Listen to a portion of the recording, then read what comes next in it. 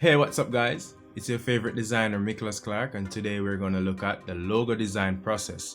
We're going to talk about the three main types of logos and what makes a good logo.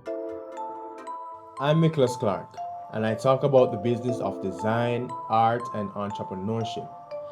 I'm on a mission to educate and add as much value as I can to prospective entrepreneurs, artists, and designers across the world.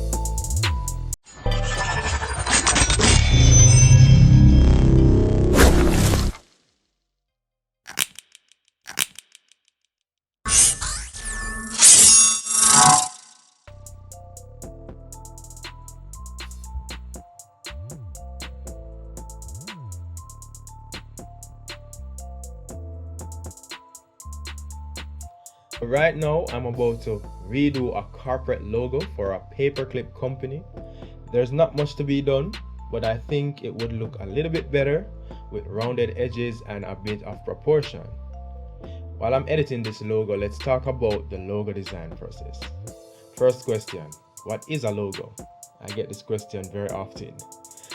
I would say a logo is the face of a brand or a group. Now, the dictionary's definition of a logo is a symbol or other small design adopted by an organization to identify its products, uniforms, vehicles, or services. Right? Now, that's the dictionary's definition. Let's look at the three types of logos. Right? So there are three main types of logos. There are other types, but there are three main types. You have the word mark, the pictorial, and you have the abstract iconography logo, right? The word mark logo, pictorial logo, and the abstract iconography logo. Now, the word mark logo, these logos are text only logos. They are generally the simplest of all other types of logos. So basically, our logo, the Vinta design logo, is an example of a word mark logo.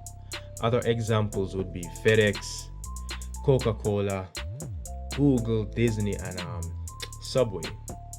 Right. These types uses individualized fonts to showcase a company, institution, or product. The design of this logo comes down to good typography and gives a simple and clean feel. Now, number two, you would have the pictorial logos or brand mark logos. Now, these logos are completely icon or image based logos. Examples of these would be Twitter, Lacoste, Target, and Apple. Thirdly, you have abstract iconography logo. This is a specific type of pictorial logo, right? Instead of being a recognizable image like a bird or an apple, it's an abstract geometric form that represents your brand. Example would be Pepsi, Adidas, and Chanel.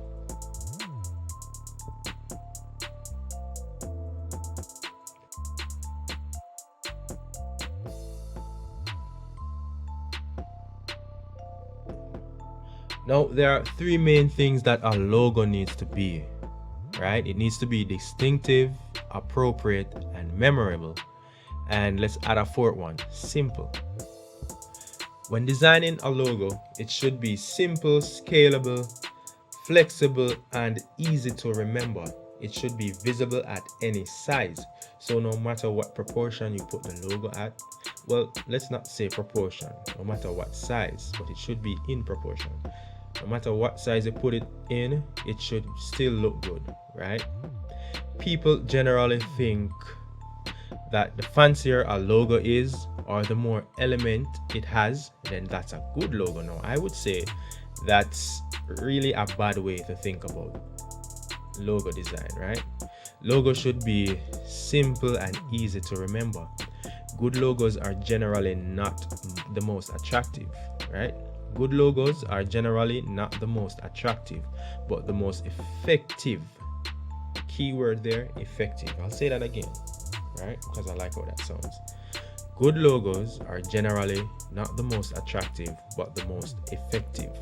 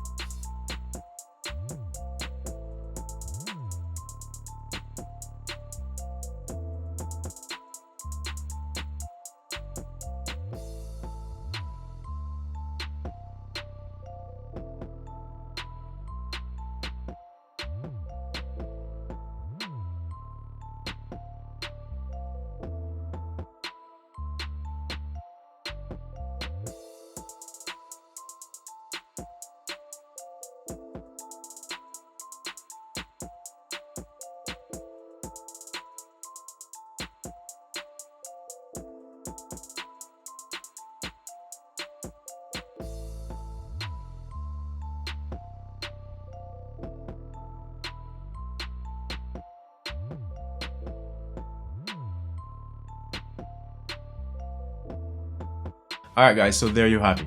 If you were to grade this logo from 1 to 10, how much would you give it?